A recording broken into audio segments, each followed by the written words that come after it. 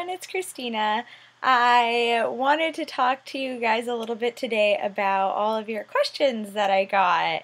I love getting questions, so keep them coming. One of the biggest questions, which I'm sorry I didn't cover in my other videos, was what type of cancer I have. I just said brain cancer, but I didn't specifically explain what it was. So what I have is an astrocytoma grade 2, or it is also called a glioblastoma grade 2. So basically what that means is it's attacking the glial cells of my brain. So that's the little squishy sponge part of your brain, and then the neurons are what make you function, basically, you know? Using your hands and blinking your eyes and doing whatever. And definitely don't ever take that stuff for granted, because when it starts to go, it definitely sucks.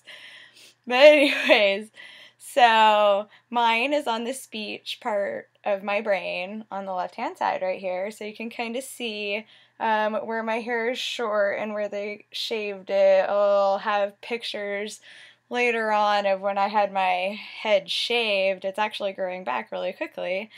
But needless to say, inoperable and incurable.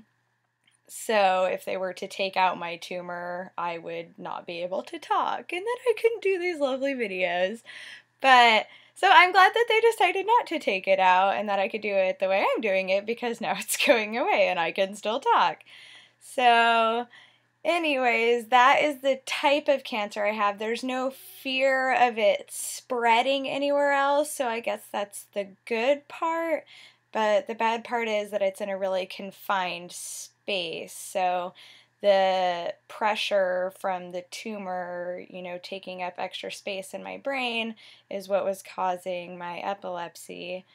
And, you know, that's going away. I haven't had seizures in a long time, and that's exciting because I was having them for about 5 years before I was even diagnosed. I never knew what they were. I was just always like, gosh, my ears are ringing. What is that? And I'd tell people, oh, you know, hold on, I get confused and can't talk and slur my words and stuff, and sometimes I black out, you know, and I'd meet people for the first time. I was like, who does that? Obviously there's something wrong with me. That's not good.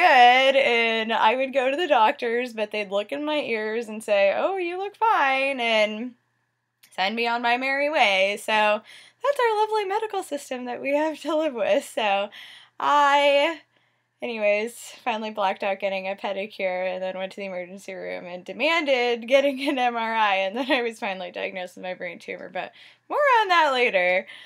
But anyways, so I lived with this for a long time, so it's definitely a slow growing tumor. Hopefully not growing anymore. I have a feeling that it's not. I believe, like within the MRIs, that it's changing, and those doctors are just ignorant, for lack of a better word. So here's my first MRI. You can see the tumor on the left-hand side. This one was taken the day of my surgery. And here is my MRI 3 months later using only hemp oil. And here is an MRI of 6 months later using only the hemp oil. As you can see, it's a vast difference. So anyways, that was what I wanted to share with you today. Oh, there was one more thing.